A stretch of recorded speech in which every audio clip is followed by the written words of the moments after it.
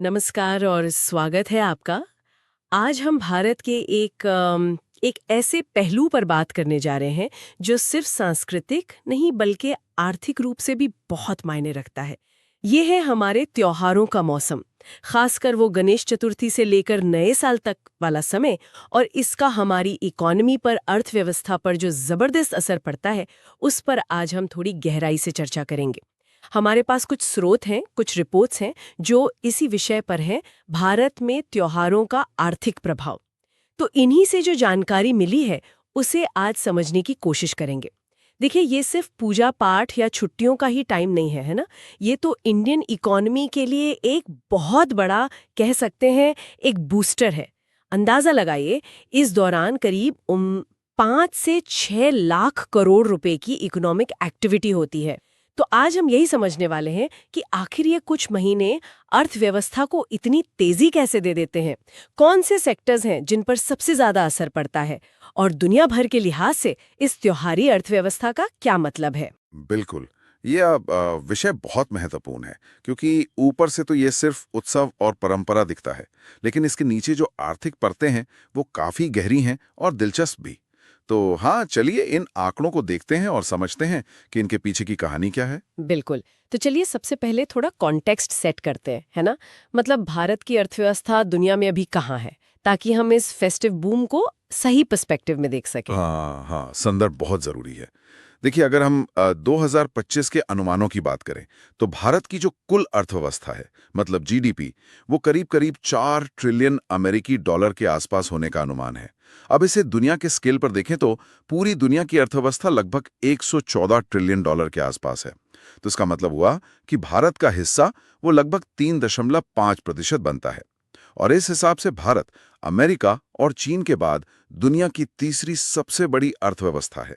$4 trillion, ये तो अपने आप में ही बहुत बड़ा नंबर है। और जैसा हमने अभी बात की, इसमें ये त्योहारी मौसम, ये लगभग 5 से 6 लाख करोड़ रुपए, यानी डॉलर्स में कितना हुआ ये? हाँ, ये करीब 60 से 75 बिलियन डॉलर्स के बीच बैठेगा। 60 से 75 बिलियन डॉलर्स, सुनने में तो ये बहुत ही ज्यादा लगता है। और यहीं पर ये बात काफी दिलचस्प हो जाती है।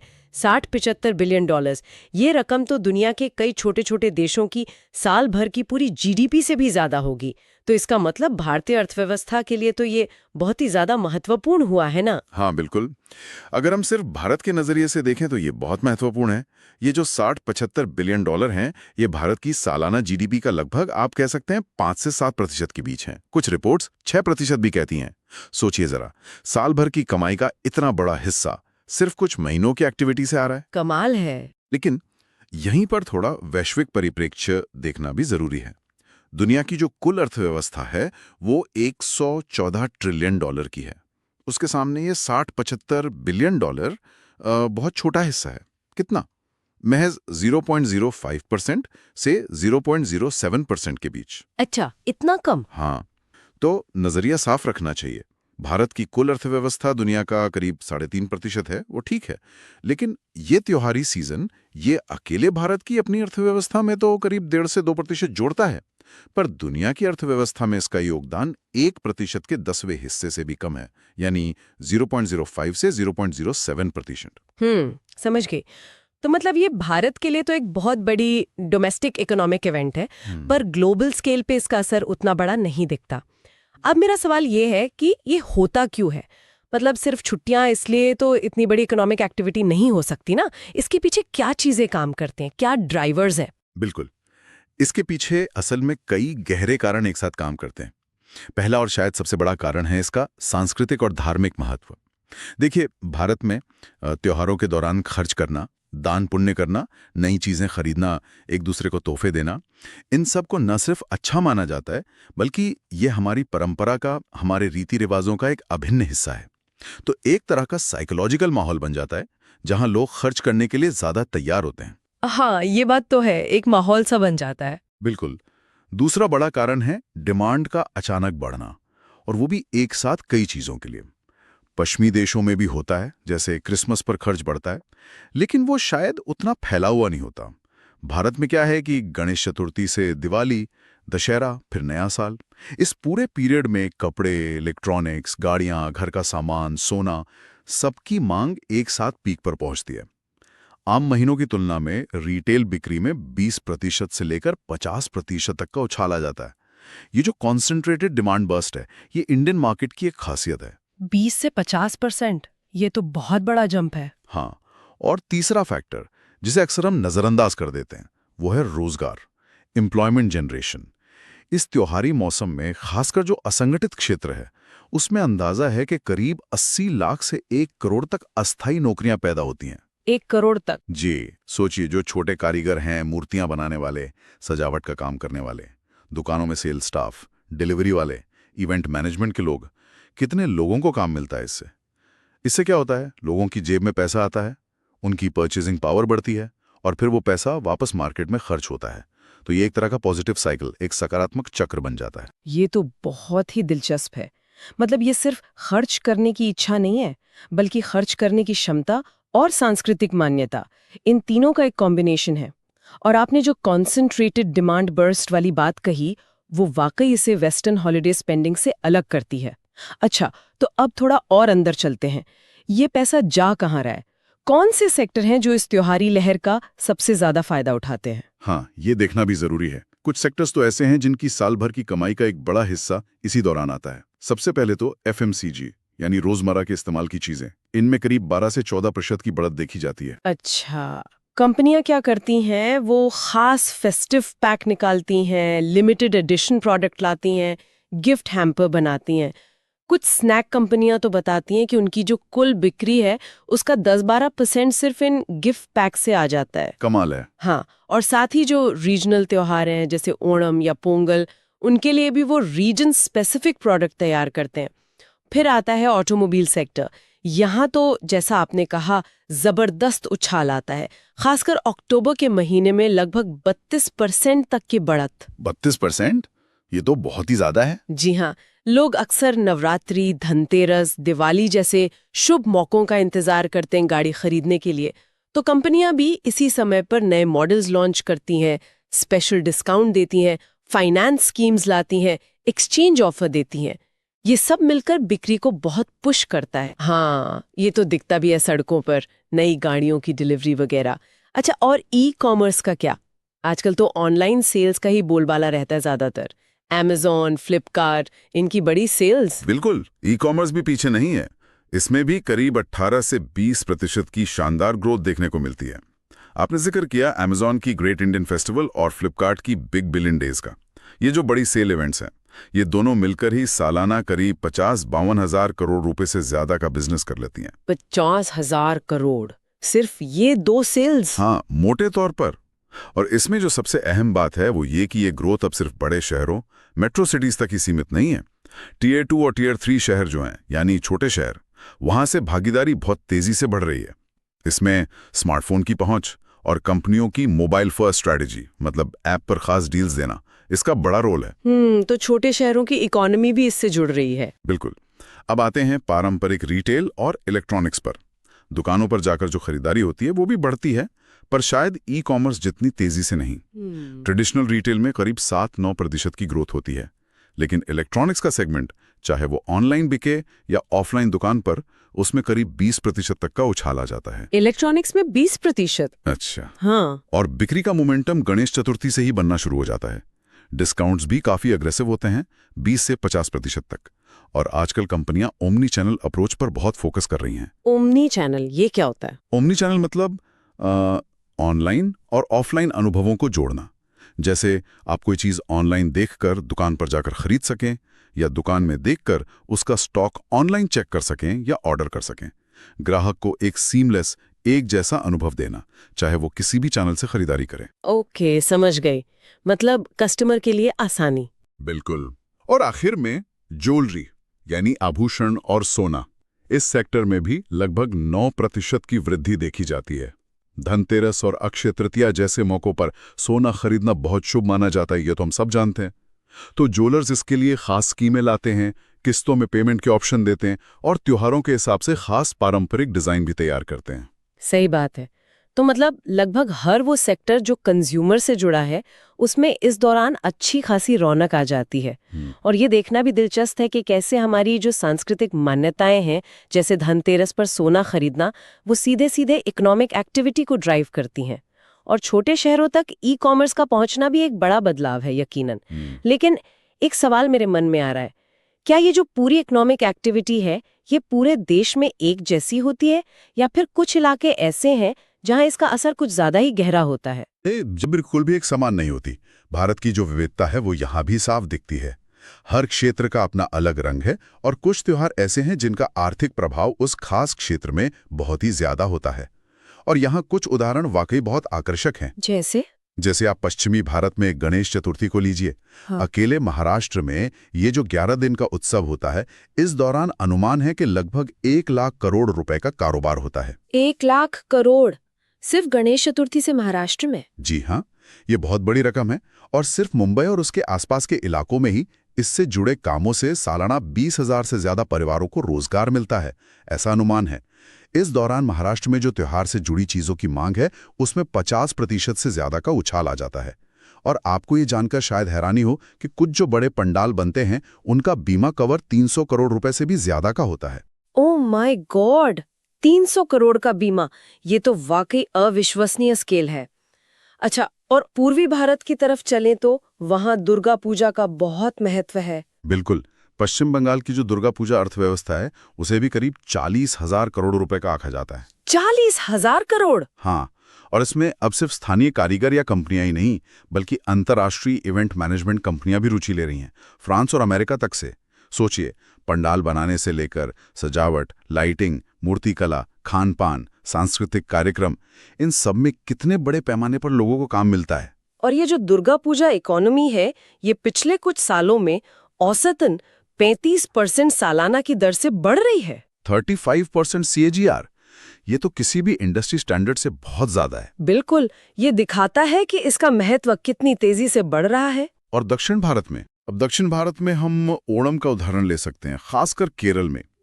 ओणम के दौरान राज्य में करीब 4,000 करोड़ रुपए की आर्थिक गतिविधि होती है। इसमें से करीब 3,000 करोड़ रुपए तो सिर्फ कपड़ों और घर की सजावट के सामान पर खर्च होते हैं। रिटेल बिक्री में 20-30% की बढ़त होती है। जो कृषि उत्पाद हैं उनकी बिक्री को भी लगभग 500 करोड़ का बूस्ट मिलता है।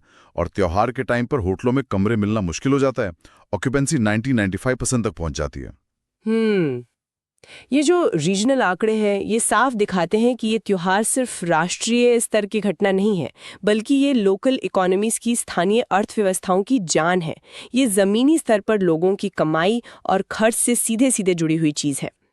अच्छा, ये सब देखकर तो ऐसा लगता है कि कंपनियों के लिए ये समय जितना बड़ा अवसर लेकर आता है उतनी ही बड़ी चुनौती भी लाता होगा, है ना? मतलब इतनी बड़ी हुई मांग को संभालना, ये सब मैनेज करना आसान तो नहीं होता होगा। कंपनियां क्या करती हैं इसके लिए, कैसे तैयारी करती हैं? हाँ, ये आपने बिल्कुल सही पॉइंट उठाया। ये उनके लिए एक बहुत बड़ा ऑपरेशनल चैलेंज होता है और कंपनियां इसके लिए महीनों पहले से तैयारी में जुट जाती हैं। उनकी कुछ मुख्य स्ट्रैटेजीज होती हैं। पहला तो है इन्वेंट्री मैनेजमेंट, यानी स्टॉक का प्रबंधन। कंपनियां त्योहारों के लिए सामान्य से 20 से 40% ज्यादा माल पहले से बनवाकर या खरीद कर रखती हैं। कुछ सेक्टर जैसे कि टेक्सटाइल, कपड़े वगैरह, वहां तो 3-4 महीने पहले से ही प्रोडक्शन बढ़ा दिया जाता है। सही प्लानिंग बहुत जरूरी है ताकि ऐसा ना हो कि माल कम पड़ जाए या फिर बाद में बहुत ज्यादा बच जाए और उसे भारी डिस्काउंट पर निकालना पड़े। सही है, फोरकास्टिंग करनी पड़ती होगी। बिल्कुल। दूसरा है मार्केटिंग और विज्ञापन।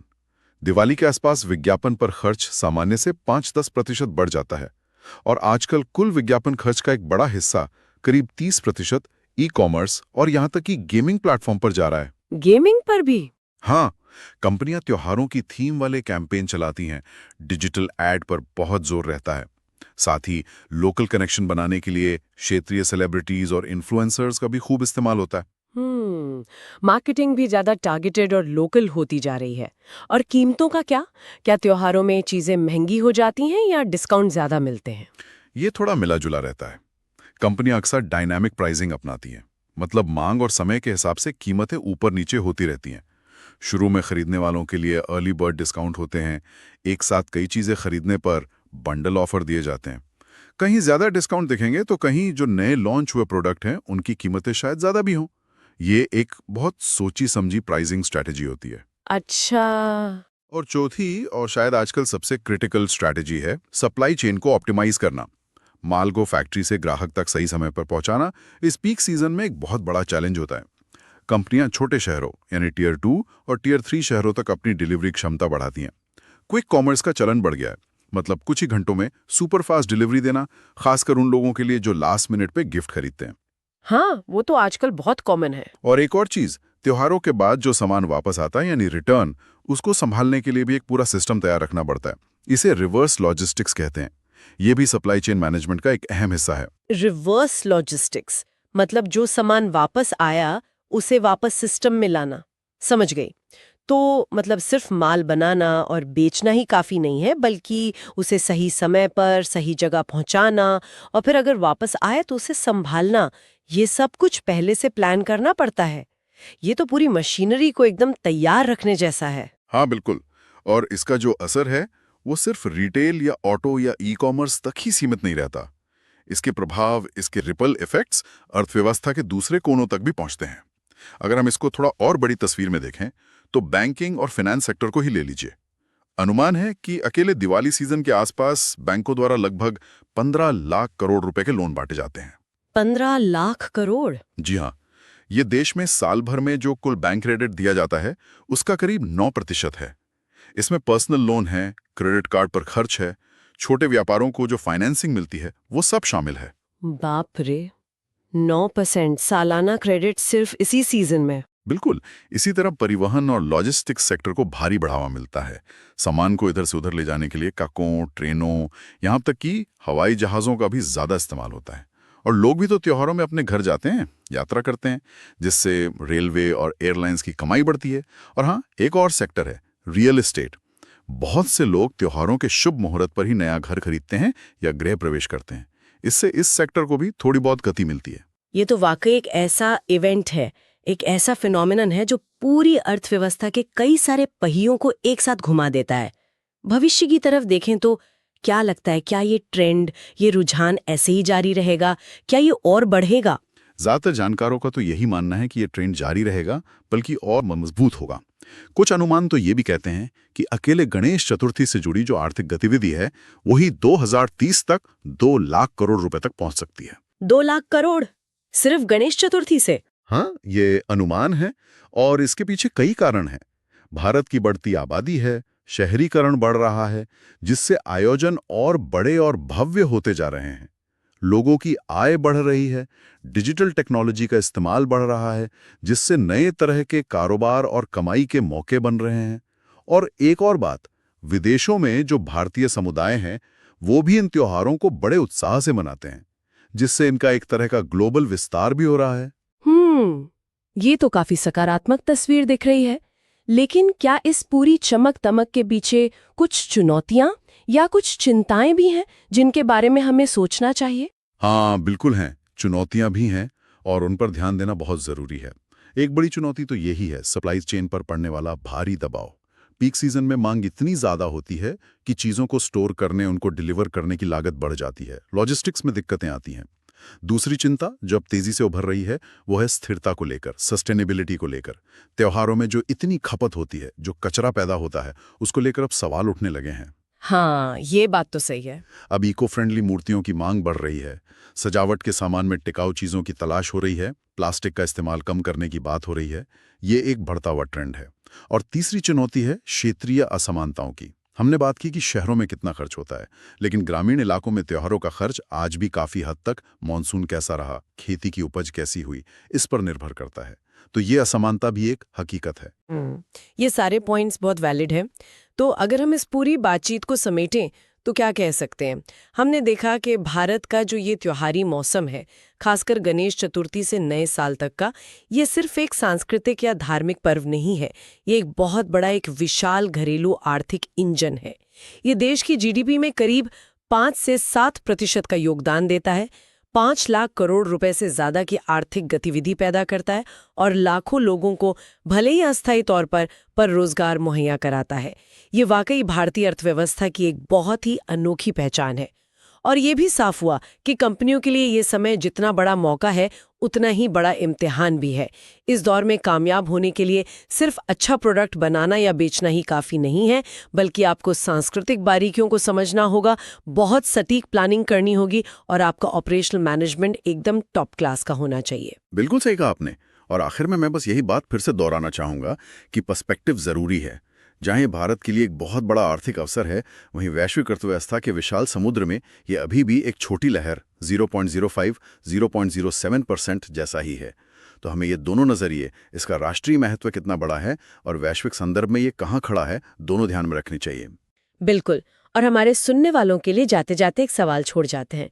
हमने अभी सस्टेनेबिलिटी, स्थिरता और पर्यावरण पर बढ़ती चिंता का जिक्र किया। इसे ध्यान में रखते हुए आपको क्या लगता है, आने वाले सालों में ये जो त्योहारी खर्च है, इसका तरीका कैसे बदल सकता है? भले ही खर्च की मात्रा शायद बढ़ती रहे, क्या हमारी परंपराएं अपनी आर्थिक शक्ति को बनाए रखते हुए पर्यावरण के प्रति ज्यादा जिम्मेदार बनने की दिशा में विकसित हो सकती हैं? इस पर सोचिएगा जरूर।